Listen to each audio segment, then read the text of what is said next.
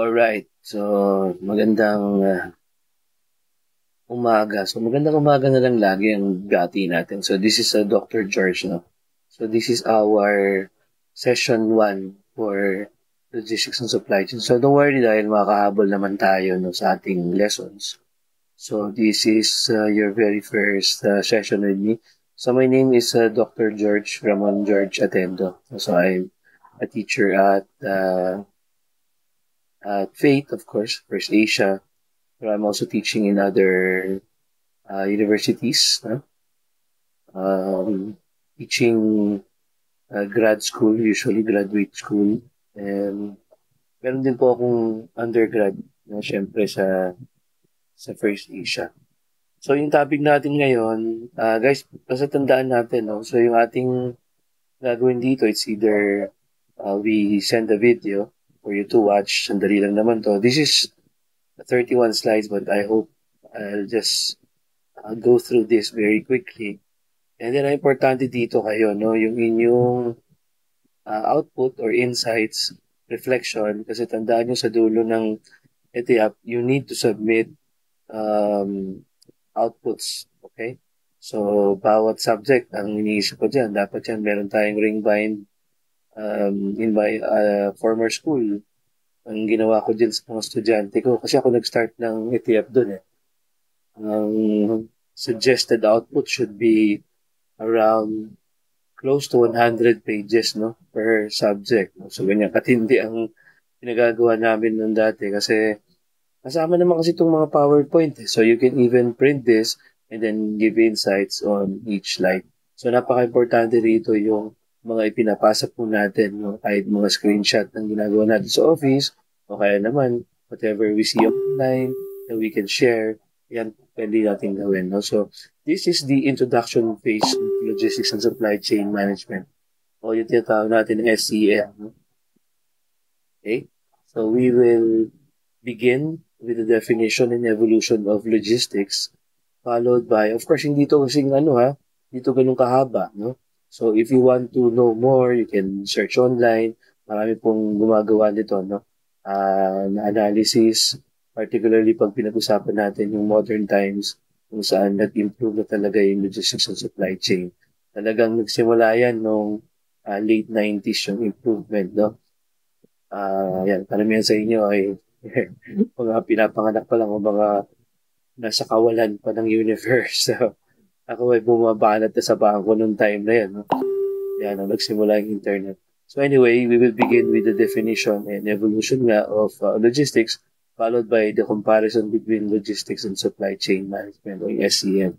Then we will explore the role of logistics in customer satisfaction and competitiveness. So dyan tayo makakapag-share ng ating mga ideas. And then we will delve into the logistics value chain, discuss inbound and outbound logistics, kasama sa Porter analysis, and then examine the impact of globalization. I already hinted on that, and then finish with a case study of Amazon's last mile delivery innovation. So yung first phase natin would be the definition of evolution of logistics, okay? So logistics has undergone significant changes over the years, adapting to the needs of the businesses and advancement in technology. Understanding its evolution helps us to appreciate its current practices now and importance in supply chain management. As I mentioned to you, of course, a lot of things have changed, especially in the closing years of the 20th century, meaning the 1990s, 1990 to 1999. Siyempre, doon simula yung pang ilan na bang industrial revolution, yung internet technology. Third, no? Third industrial revolution, which is the internet age. So, doon nagsimula po yan. Halos lahat ay nag-improve sa atin. Of course, technology improved by leaps and bounds during the closing years of the 1990s. So, the ancient origins, if you will look at this, no, the ancient origins of logistics, it can be traced back to ancient civilization, no? Where we transport goods for military needs, and not only military, but trading between states or yung mga city-states na tinatawag natin noong araw ng ancient times. No? So, may business na noon at saka pa nag-move yung transportation from place to place. Kaya nga yung importanteng discovery, yung wheel, di ba?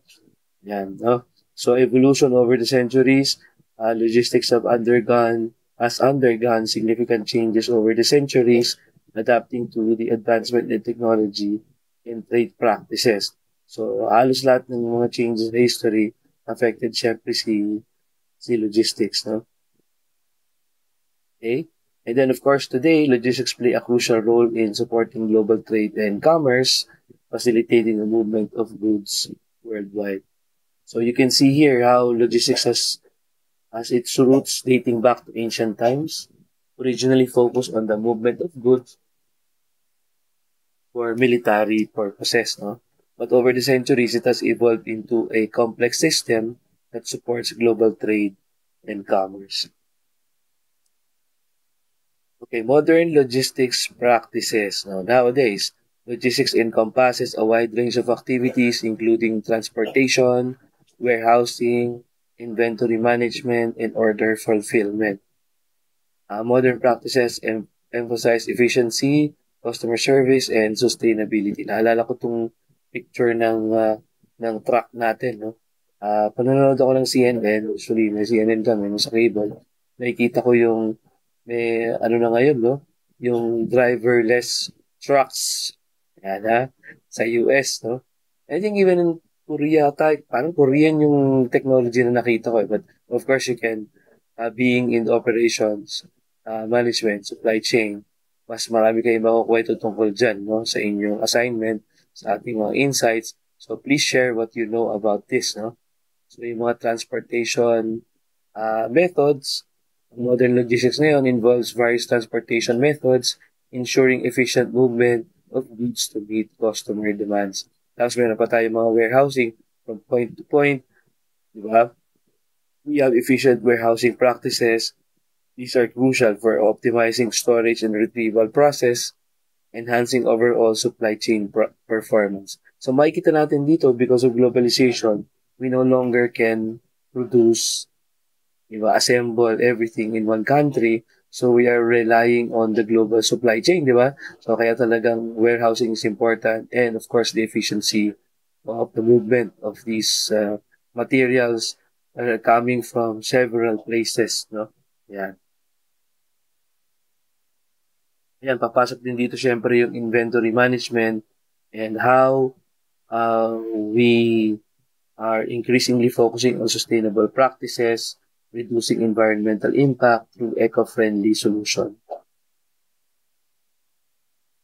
Okay, no, we all know, I've already mentioned kanina, no? So the impact of technology.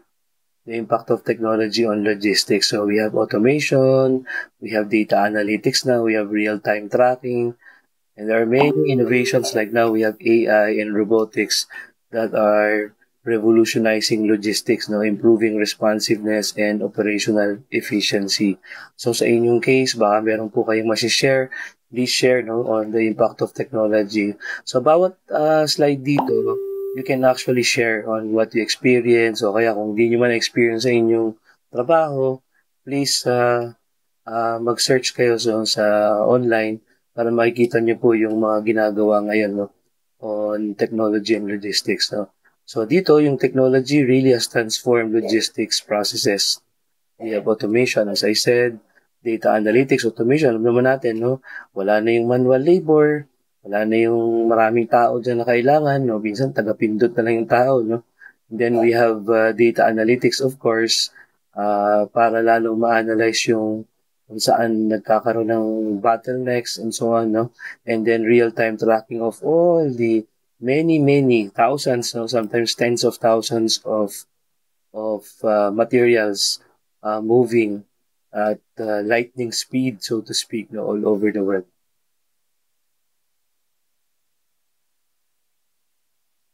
Okay, so while logistics and supply chain management are related, they are distinct concepts. No? Understanding the differences is crucial for effective management and optimization of business processes.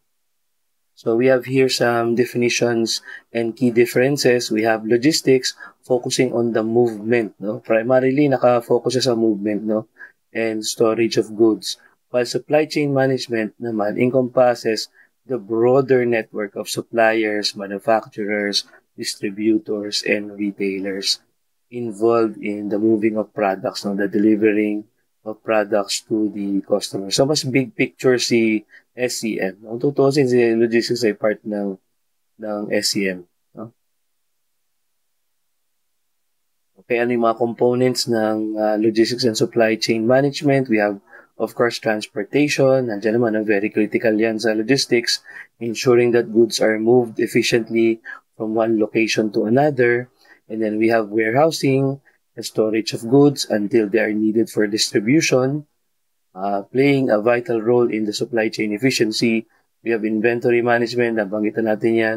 Kakaroon tayo ng analysis ng inventory management later on, no? And then order fulfillment. Supply chain management adds layers like procurement, production planning, customer relationship management, ng CRM, no? So ngayon talagang it has become so complicated, no? Lalo na global na yung supply chain management natin. And it's coming from all over the world. Napakabilis din ng movement ito, no? Kaya pag dito, makikita natin, there was even a comment, naalala ko pag nag-uusapan ng SEM, no? Naalala ko yung laging komento ni Joseph Duran dati. Joseph Duran is one of those quality gurus. He said, you know, the most important thing is not to improve transportation. It is to remove it. No? Kasi within the factory setup, of course, Joseph Duran is 20th century. No? Pero kung titinan mo, ngayon parang totoo pa ba yun? Ayan, isa pang pwede nyo i-comment sa ating assignment. Naniniwala pa ba tayo? No? Kasi si lean management siya kasi. No? So ang point niya doon is actually, if you can remove transportation, so much the better. You don't need to make it more and more, like bigger and better and faster. In fact, if you can remove transportation between factories, so much the better. Of course, in a global supply chain, wala kang choice, di ba? You really have to move the products. So, yan. Kailangan syempre talaga yun, no? And then, isa pang comment dito, yung warehousing, no? Meron talagang perfect spot, no? Sweet spot that will determine the number of orders versus the storage capacity and then yung storage mo sa company. Kasi, dadagdagan mo ba yung number of orders? Di ba? Pero wala kang masyadong holdings. Wala kang masyadong inventory. Or, yun nga, lalakyan mo na, no? Parang just in time versus just in case. Lalakyan mo na yung order o yung mga materials nandiyan dyan na, bantayan mo na lang. Pero hindi yun lean, no? Hindi lean. Kontra yan sa just in time concept. So yan, pag meron kayo idea sa just in time, you can also share that. Effective supply chain management requires yung tinatawag natin na seamless integration, no, of logistics functions. So the integration enhances coordination, reducing cost, alam natin yan, no? Basahin na lang natin nandito, and then improving overall service level. So sa tingin nyo, importante ba yan? So yan, lagay nyo po sa ating comment, sa ating assignment. Logistics play a vital role in meeting customer expectations and maintaining a competitive edge in the market. It directly impacts customer service, cost efficiency, and business strategy. So dito yung timely delivery and accurate order fulfillment, they are critical components of customer satisfaction. Effective logistics management ensures that customers receive their products on time and in good condition. No? Hindi lang ito pinag-uusapan natin dito, hindi lang to B2C, hindi to business to consumer o business to customer. Kailangan, lalo na ang B2B dahil napakadaming order ng mga yan, no? Kasi alam naman natin kung part lang tayo ng isang part lang tayo ng global supply chain, katulad ng Philippines, no? Nagpapadala tayo sa Japan, sa madaming places, no? Asia, Singapore. Pag hindi tayo nag-fulfill ng maaga, mabilis, timely, accurate, precise, nasabi natin, maapektuhan yung supply chain at global to, no? So, paano delay yung side natin? Delay na lahat. Kaya napaka-importante tayo dyan, no? Ang ating sitwasyon. So, kayo ba, nagkaroon kayo ng time na nagkaroon kayo ng delay? Ayan, so yan, paki-share niyo po yan. Ayan, so timely delivery and accurate order fulfillment are critical components of customer satisfaction. So that's the reason why we're really focusing on this. No? Effective logistics management ensures that customer receives their products on time and in good condition. Sorry kung baka naulit ko to. Kasi inubo ako. Ayan na. Ayan. So ito isa pa, yung cost efficiency and competitive advantage. So dito pumapasok yung mga models ng logistics and supply chain. No? So dyan papasok yung optimization. So ayan, kung kayo po ay kasama sa company na align yung inyong ginagawa no, for logistics supply chain. So ang tanong ko dyan is how do you optimize logistics operation? No? So because when you optimize logistics operation, businesses can reduce cost, no? Nare-reduce yung cost and enhancing profitability. Efficient logistics practices contribute to a sustainable competitive advantage in today's market. Yeah, so logistics now is no longer viewed no as a support function. Dati, ano yan parang, yun nga, nung titinan nyo yung Porter value chain, parang marami na nagbago ngayon, no? Lalo na this day and age. No? Lahat kasi ay important component. So, there's no longer viewed as a support function. It is actually recognized as strategic asset. No? So, I even read an article before. No? So, ito hindi pa pumapasok sa kung saan na tayo nandoon ngayon. No? Sinabi niya ngayon, this is not anymore a war of pricing and costing. It is a war of supply chain. Yan. Yan na ngayon daw ang global businesses. No? So, ganyan po talaga nangyayari. It is a strategic asset that can drive business growth and innovation. It can also drive competitiveness or productivity down to its ruins. No? Pag nagkamali talaga, even ang pangbansa rito, nagkamali, hindi mo sinuportahan to, wala na. It will forever be problematic kasi mahirap pa na makahabol doon sa pace, no? Organizations that invest in countries also, no, that invest in logistics gain the ability to respond quickly to market changes, no? Kaya market change talagang sobrang bilis, no? Ang nangyayari. Kaya nga ba, in contrast with the Porter value chain, yan guys i-search nyo yon yung Michael Porter value chain. Tapos i-compare nyo tong logistics value chain. Yung logistics value chain illustrates how logistics activities contributes to the overall value delivered to customers. Understanding this framework helps organizations identify areas for improvement. So, yung logistics value chain encompasses all the activities involved in the flow of goods, and yung flow of goods, no? Involving the seamless flow of goods from suppliers to customers, ensuring timely delivery, kasama yung procurement process dyan, the transportation methods, warehousing, and then distribution. Ano ba yung mga key elements of the logistics value chain? Diyan ang sourcing, transportation, warehousing, inventory control, and order management. So, lahat ng activity na to, no, each activity must be optimized to enhance overall efficiency. So, hindi po pwede, for example, na mabilis ka mag-transport, pero yung sourcing mo ang tagal. No? So, kailangan to mabilis lang. Saka talagang dito, pag hindi natin na-fulfill agad, no? So, na mabilis na panahon, usually our clients can just cancel the order and they move to other companies no, that can provide similar product services at a faster turnaround time. Yan ang problema natin pag mabagal tayo.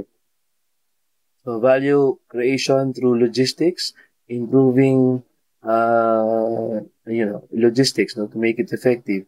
So especially when we create value, no, we improve service levels, reduce costs, and enhance customer satisfaction.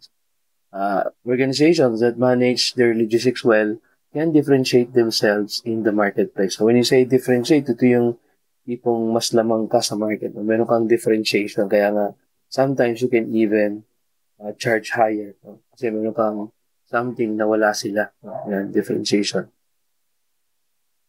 Now we go to inbound and outbound logistics. So when we understand inbound and outbound logistics, that is very much essential. No? That's very important, essential actually, for managing the flow of goods effectively. So each plays a critical role in ensuring that products reach customers efficiently. So inbound logistics, pag sinabing inbound logistics, it involves the movement of goods from suppliers to manufacturers. Alam na natin yan, no? It is crucial for maintaining efficient production processes, kasi doon tayo nagpo-produce sa ating mga factories, and then managing inventory levels, no? So saan natin pag-usapan yung mga ibang involved dito. Pero importante dito, syempre, is understanding inbound logistics is how do we make how do we make our production level or production processes efficient, and then pati yung ating inventory management. Okay, what about outbound logistics? So, yung outbound logistics naman sa side ng distribution papuntang yung finished products natin to customers or yung component doon sa ating nag-order sa atin, yung fulfillment ng order natin. Kasi sometimes, meron tayong tinatawag na original equipment manufacturer, OEM, no? Tama ba ang aking OEM? Ang aking acronym, no? Baka mamaya nagkamali ako eh. Here's natin ang tamang OEM means original equipment manufacturer. Siya yung organization na naggumagawa ng mga devices from component parts bought from other organizations. So, syempre, may OEM yung gagaling sa atin. So, syempre, importante dapat yung ating outbound logistics, yung timely delivery natin, and of course, it impacts yung ating customer satisfaction. So, sa Toyota, ang turo sa atin, doon nga pala ako nag-work din for some time, no? QCD, yung Quality, Cost, and Delivery. So, importante yan, no? From the beginning talaga ng manufacturing, at least the growth of manufacturing in the 20th century, ibig sabihin from 1900s to 2000, no? Tapos beyond, talaga napaka-importante yung quality, cost, and delivery. In fact, yung ating ISO 9001 revolves around that, how to make it. Siyempre, lahat ng ito nakaka-impact sa company's reputation. Okay, so effective coordination between inbound and outbound logistics activities. Siyempre, that is essential for a smooth supply chain. Companies must align their operations to enhance efficiency and reduce costs.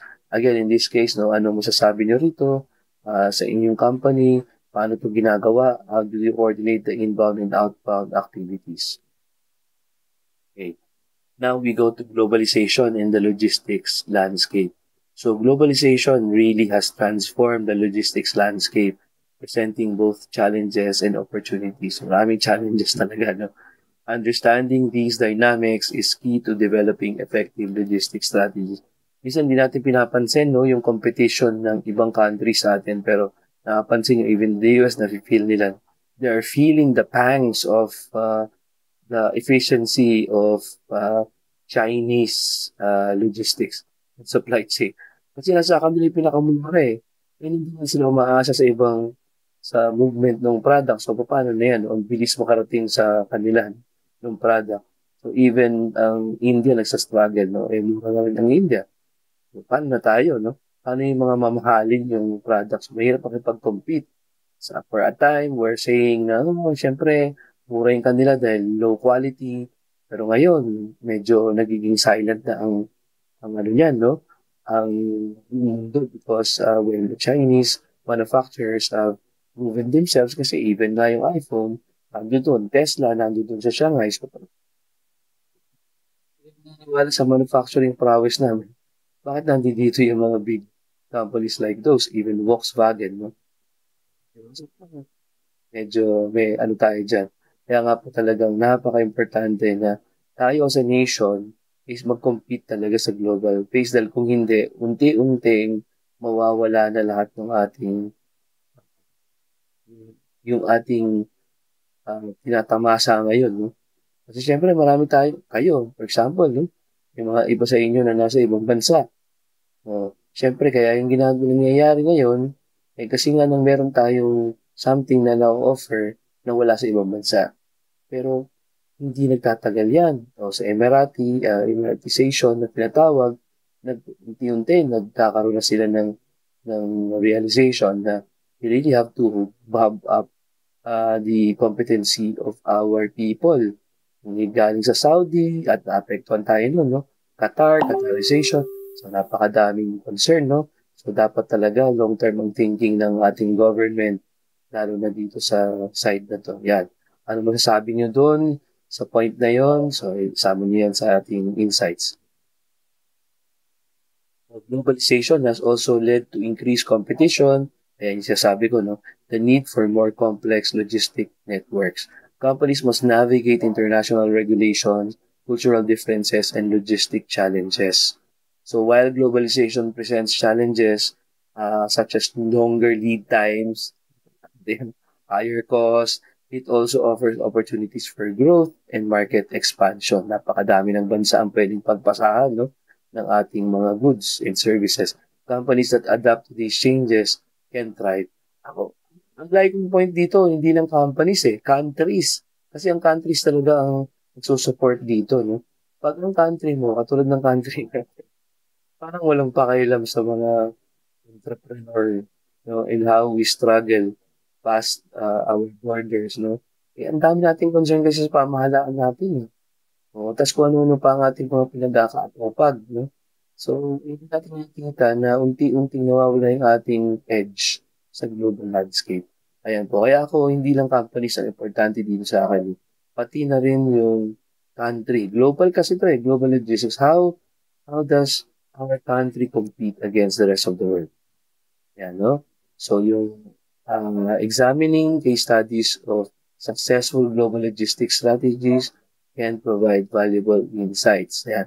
So, marami to actually, no? So, I want to show you in our first module, need to have at least one company, no? Even yung own company ninyo, ano ang ginagawa sa global logistic strategy. Lastly, dito naman tayo magfo-focus no, sa Amazon. Alam niyo naman yung Amazon. Siyempre, Amazon yung mas favorite natin kasi to US based na. Dito talaga nagsimula, no? Amazon, yung tatawag na last mile delivery, no? It is the leader in logistics innovation, particularly in last mile delivery kasi napakalaki ng consumer base ng Amerika, no? Kaya talaga ang base ay Amazon. But if you will look at it, yung nangyayari ngayon sa China kasi sobrang laki ng China and well, of course, hindi lahat ng lugar ay talagang kasing uh, successful and developed like the US, but hindi ko sasabi na magtatagal sila doon. Pero itong ginawa ng Amazon somehow um, change the landscape, no, of retail industry at least, no. Yan, no? So, ano yung overview ng Amazon Logistics Strategy? By the way, lahat po namang insights nyo rito, no, pakisama na rin po dun sa ating assignment, no? So, yung Amazon's logistics strategy focuses on speed, efficiency, and customer convenience by investing in technology, no, and building a vast distribution network. Amazon has set a new standards in the industry. Yan. So, research natin yan kung ano yung mga ginawa nila. Innovation nila sa last mile delivery. Meron silang mga drones, yung mga gumagamit sila ng drone. Amazon has implemented various innovation for last mile delivery, including the use of drones, autonomous vehicles, yung mga GPS tracking, no? And a network of independent contractors. These innovations enhance delivery speed and flexibility. So So ano yung impact niyan on customer satisfaction and business success? Si Amazon, yung focus niya sa logistics and delivery, has significantly impacted customer satisfaction and business success. Fast and reliable delivery has become a key differentiator in the e-commerce landscape. Yung tinatawag na fulfilled by Amazon. Pag nakikita mo doon, nakalagay, ako, talaga namang ligayang-ligaya ka, no? Lalo na sa mga talagang mahilig sa mga e-commerce. Ako ito is kasi sa mga bagay na pinag-aralan ko din, no? Even yung dropshipping using Amazon website. Yan, no? So, yun yung mga bagay na pwede nyo i-consider. Ano din, kung meron kayong idea doon, i-share nyo din dun sa ating assignment. So, ito yung pinaka-final slide natin. So, we talked about the importance of logistics, supply chain strategies, and operational efficiency. So, logistics and supply chain management are critical for business success in today's global economy. So, when we understand the concept and strategies covered in this presentation, organizations can enhance their operational efficiency and customer satisfaction. So, yun lang po yung ating first session. So, please, in every slide, marami tayong pwedeng i-comment, no? Marami tayong pwedeng i-share. Hindi naman kailangan na super lalakahaba. Pero kung ako po sa inyo, ganun ang gagawin ko. Kasi mas madami pong maisi-share, mas mahaba yung ating presentation. Ayun, mas madadalian po tayo sa final output ng ating program with Chet. Thank you very much, guys. Salamat po.